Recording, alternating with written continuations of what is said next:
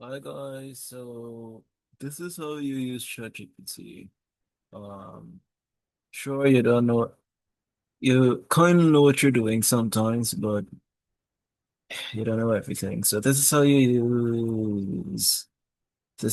use AI to help you, basically. So, okay, Deepseek, ChatGPT, right? Okay. Um, so I'm trying to make an EOD for payment transactions. And I want to know exactly how, like for a credit system, right? Okay. For a, for, for my mobile, for my web-based food ordering application, um, in the system, there are two types of customers use the credit, who use the crediting system in crediting system. One, um, one people who pay in advance, they top up their accounts for in anticipation, in in advance in anticipation for future purchases because they are regular customers. Okay. And two, those who are regular customer, who are those who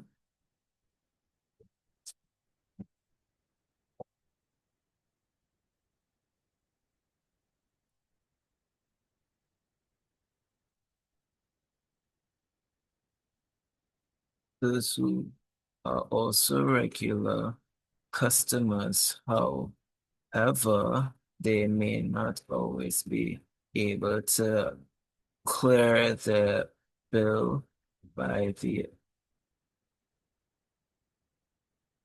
at the end of the day, so they are allowed to pay at a later date when they have the money. This can be later on during the day, later on during the week, next week, or even next month when they get paid. Yeah, even next month when they get paid. So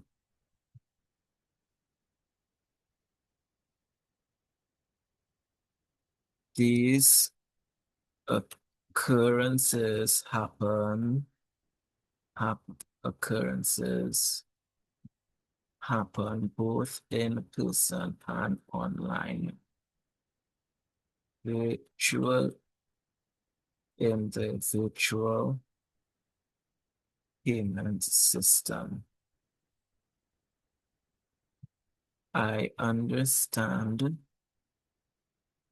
that this will have to be linked and validated with the payment gateways with gateways of local banks with whom the customers have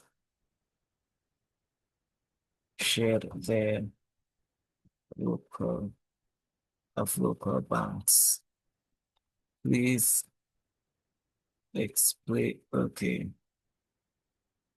When signing up for an account with the application, customers provide their banking info and agree to the terms and services of our web-based food ordering application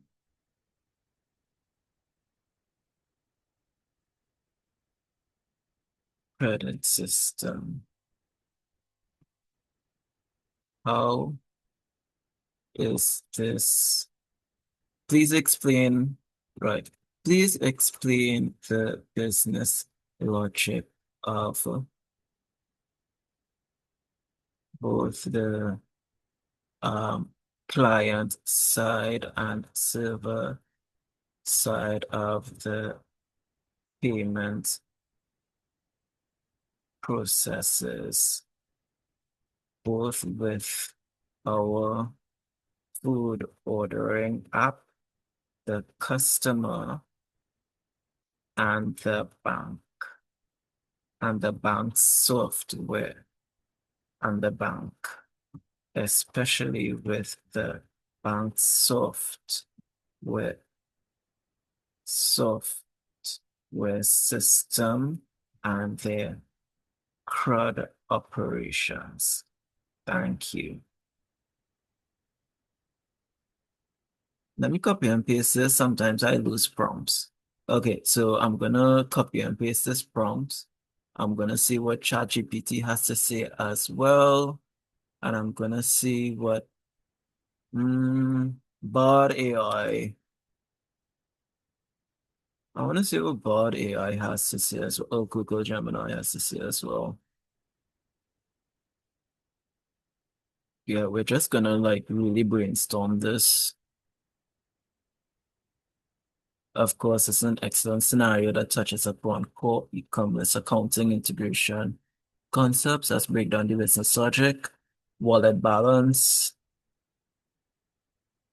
credit line, accounts receivable, uh, payment gateway, API securely processes transactions, doesn't hold money long term, authorizes some facilities to transfer from the customer's bank account to your merchant account.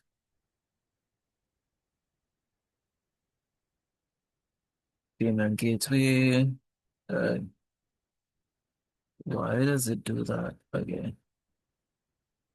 Scroll. You send the customer's wallet balance. A form is presented for the user to end up the top-up amount. Ensures the amount is positive and above a minimum. User clicks Pay Now. Client app sends a request to your server to create top-up transaction. The server responds with a secure URL token for the payment gateway, hosted payment page URL, or Stripe or Paystack elements. The client redirects the user to this page or renders the secure payment fields within the app. Gateway interaction. Customer enters their credit or bank details on the gateway secure page. Your app never directly handles raw credit numbers. They may have to complete a two-factor authentication process mandated by their bank. Callback or rehook handling after the payment attempt or the payment gateway redirects the user back to the predefined URL in your app. Payment success or payment failed. The client app displays a processing message and may poll the server or wait for push notification to confirm the final status. Server-side logic, your food ordering application backend, receive top-up request, endpoint, post API or top-up, validates the user session and the requested amount. Create a pending transaction or record, operation your database, create a new record into a transactions table,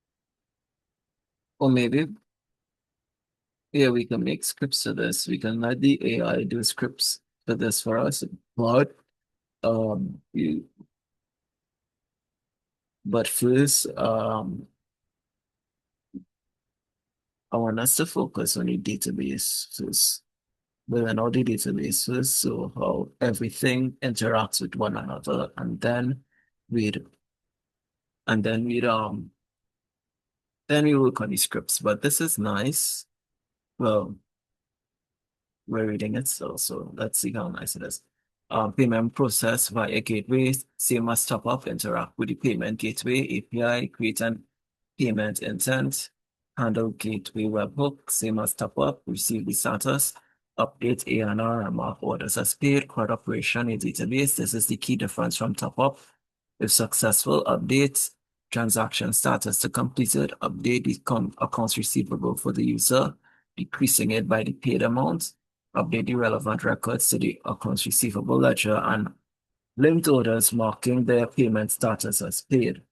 This might involve complex logic to match payments to specific invoices if you allow partial payments.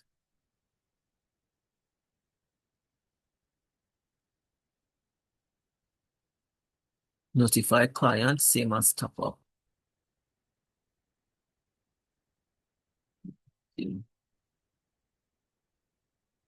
Interaction with the bank software. The bank's system is primarily concerned with the fund transfer authorization. Its CRUD operations are API driven. Initiate payment top-up, create payment intent or transaction. Object is created in the gateway system. It's an initiated or required action state. Returns a session for the customer to authenticate. Customer authentication. Reader update. The gateway presents the challenge. Upon customer input, it updates the transaction state based on the bank's authorization and response succeeded field. Funds are authorized or received, but not yet transferred. Your server handles the webhook. Read your server calls the gateway sometimes, but best practice is to rely on the webhook, which is a push of the final state, and your server knows the results. Here's the thing. Yeah, let's focus on getting this done, because I believe, yeah, let's focus on getting this done. The resources will come after. Yeah, that's the mentality I'm going in this with. Can't go in this with a limited mindset. Have to go with an abundance mindset. Yeah, because what if multinational groups can use this, not just for mine, but for partner operation? They are using this sort of upload. Yeah, because what if they want me? Yeah, they could opt me to implement. You could implement this with other, yeah. I'm thinking too small, think large scale.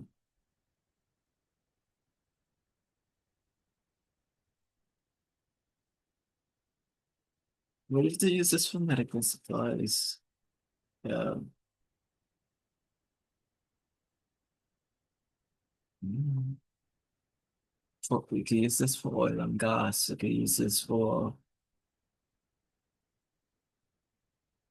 petrochemicals. We can use this for service industry. We can use this for, yeah, events management. We can use this for not only food and beverage, for estate planning, for insurance.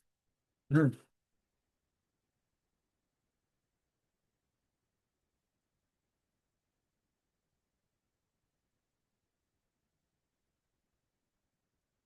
I have a lot of reading to do. Hmm. Refunds, we can cause a refund API endpoint, which creates a new refund object linked to the gateway process to reverse transfer of funds. Because what if we might have to refund?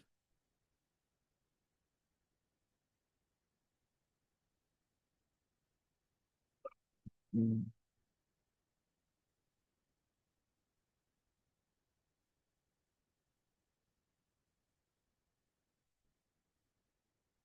The gateway batches all successful transactions and initiates the actual fund transfer from customer banks to your merchant account.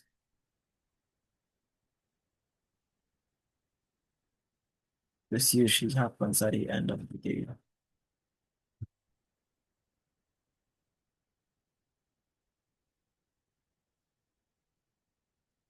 Okay, cool. Let's see. Some considerations.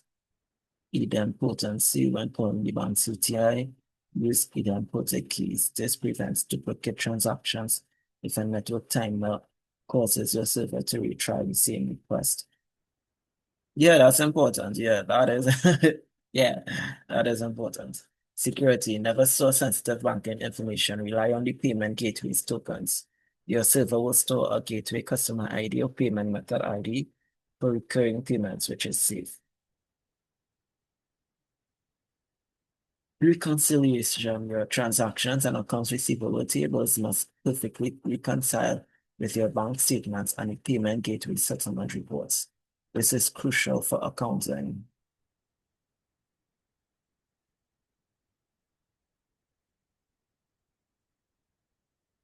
Credit management for pay later customers, you need a dashboard to monitor aging AR exit, money owed more than 30 days, and potentially automate reminder emails or even suspend credit.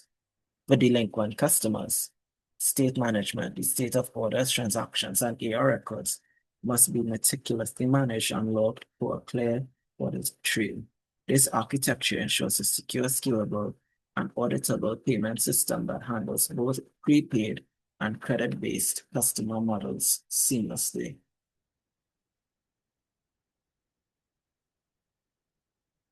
Let's see what ChatGPT says.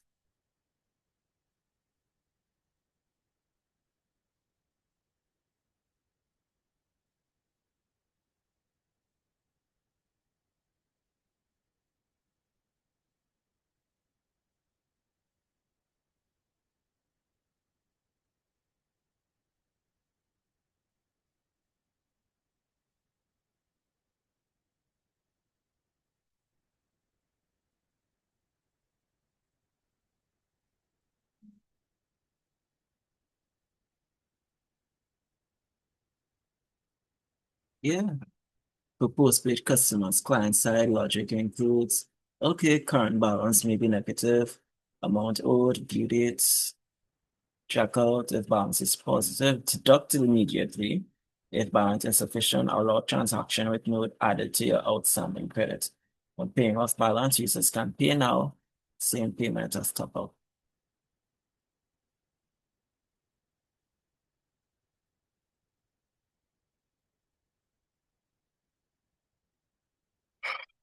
Mm-hmm.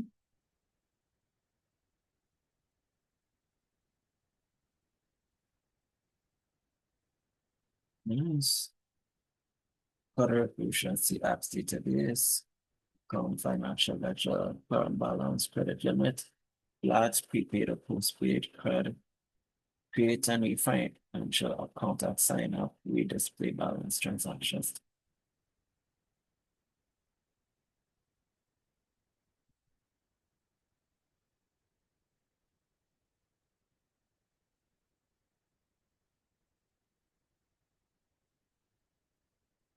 Create the financial.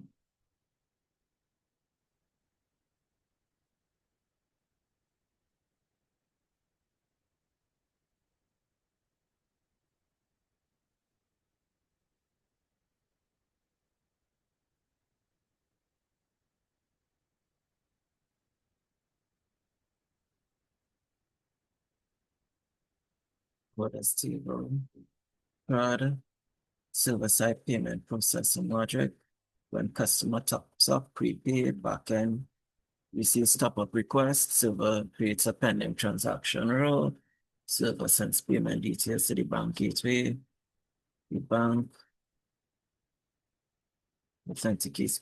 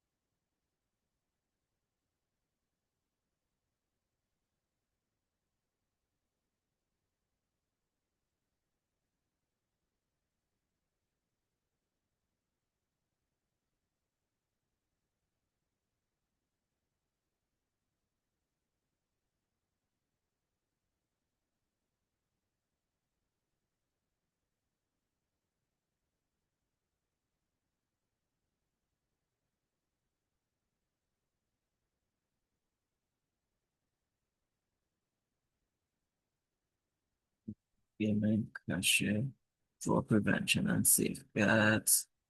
Primary flow diagram, prepaid user, postpaid user. If you want diagrams, ERDB schemas, flowcharts here now. Yes, these visual representations will be quite useful. Yeah, because all of this is so verbose. I want all of this is so verbose. Do all of this in a picture.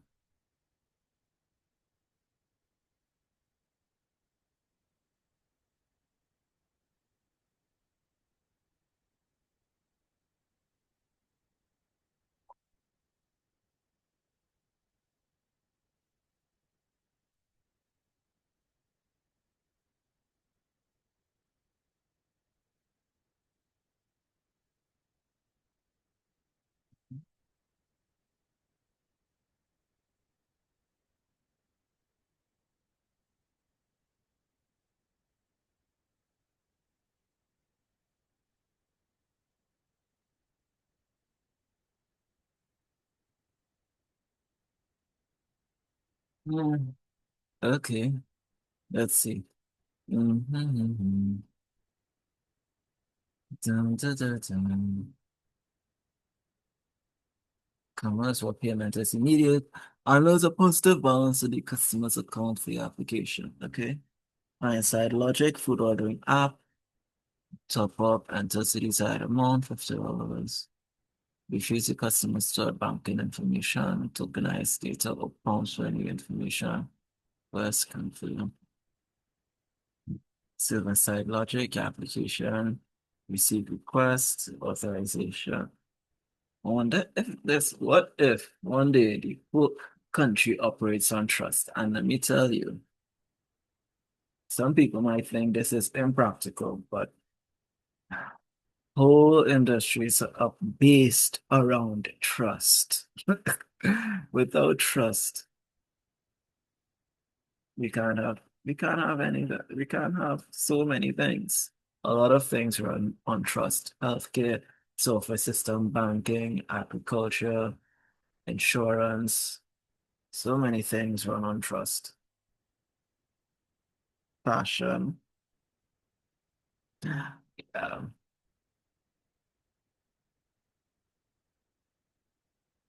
application update your credit. Yeah, I think Ms. would appreciate this if all of this would be in a nice, lovely diagram.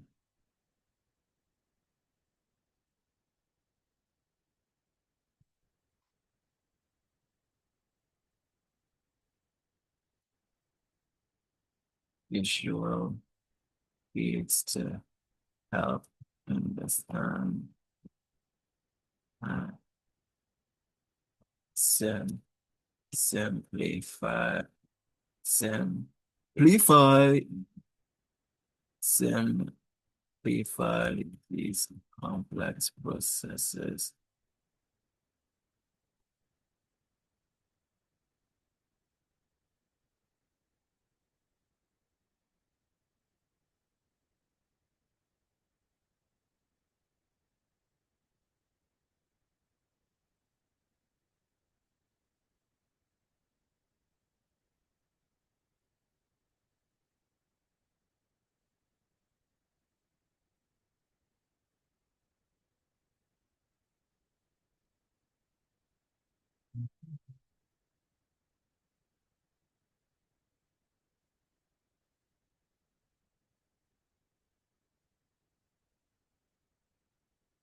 Mm.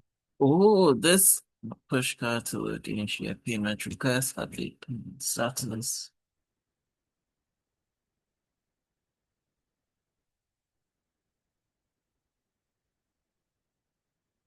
Mm,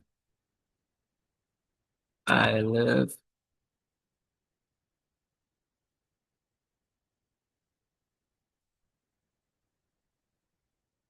I live in Trinidad and To be able. Oh no, no. I'm putting this on YouTube. Let me not give away some stuff. I will give away my location. So, oh my, this is cute. Oh yes, this is why we love Deepseek. This is why we love Deepseek.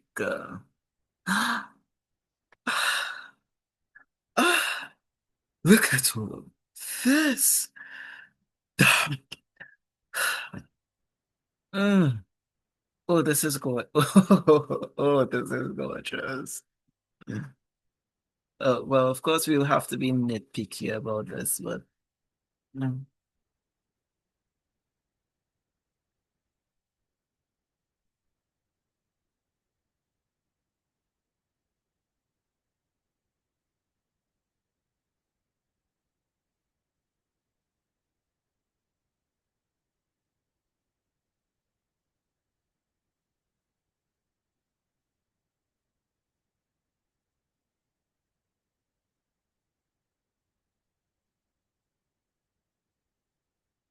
it's not in my zone.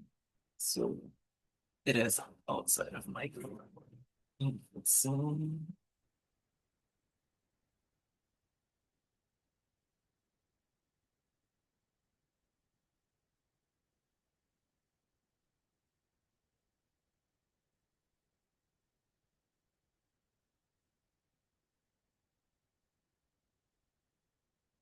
Mm,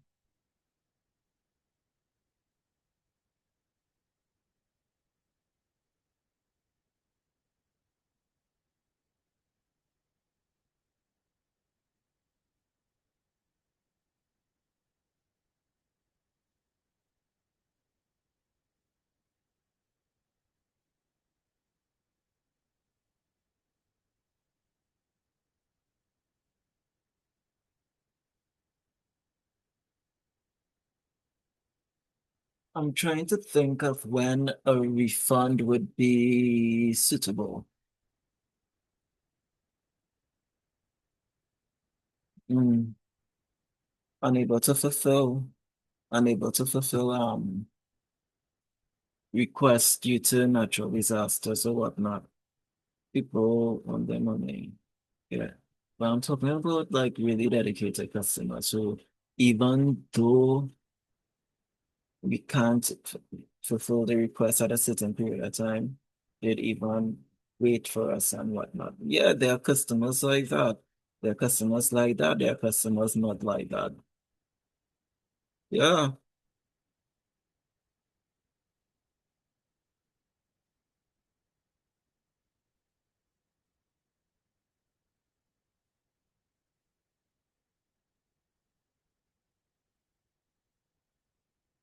even all of this, I must remember to stay humble and praise God and give them all the glory and praise. Amen. So, amen. So reminder system, sequence diagram, customer, host API amount, server. This will take time though. We gotta start now.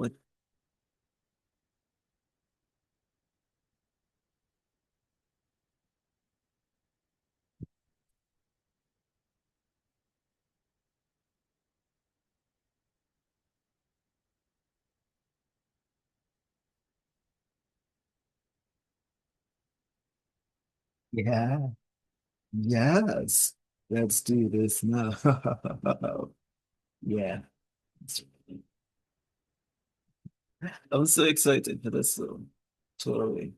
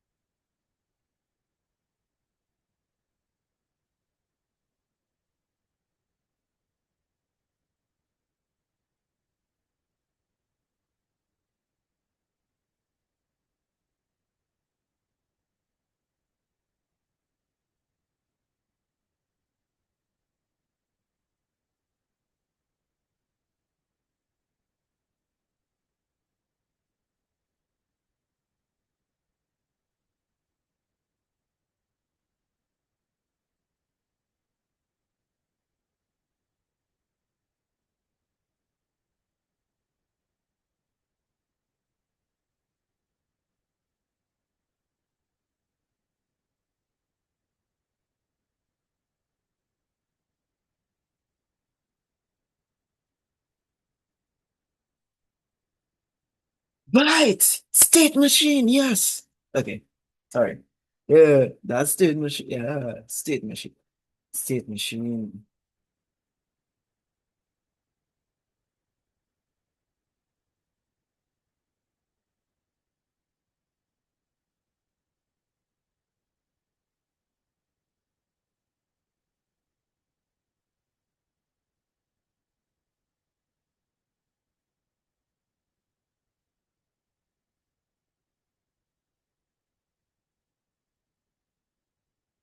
System architecture overview.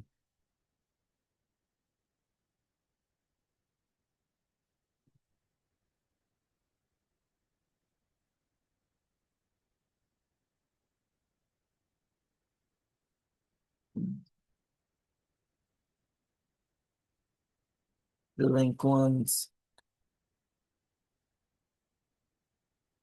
Yeah. Uh-huh.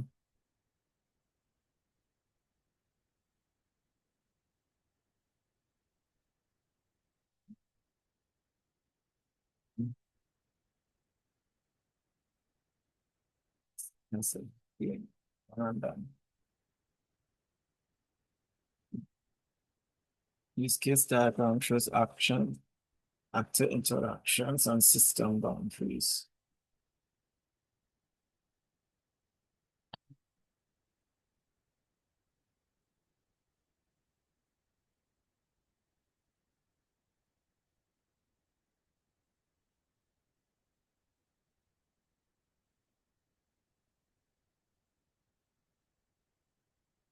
That is running.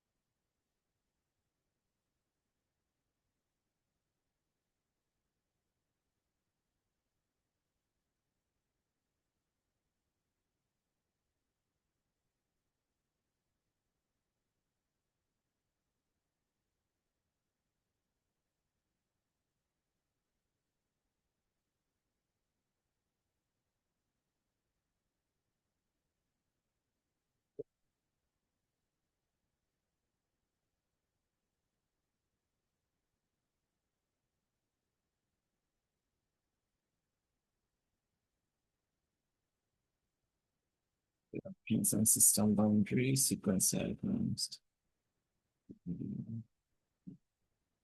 Okay, guys, so you'll get the idea, right? Oh,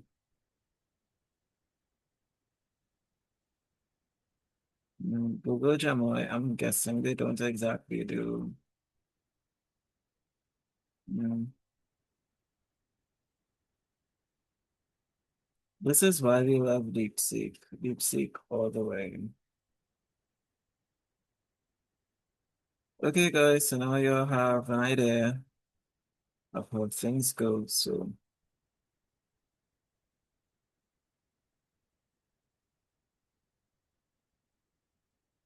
thank you for watching and tuning in. Bye. Okay, let's stop recording. Yeah, stop.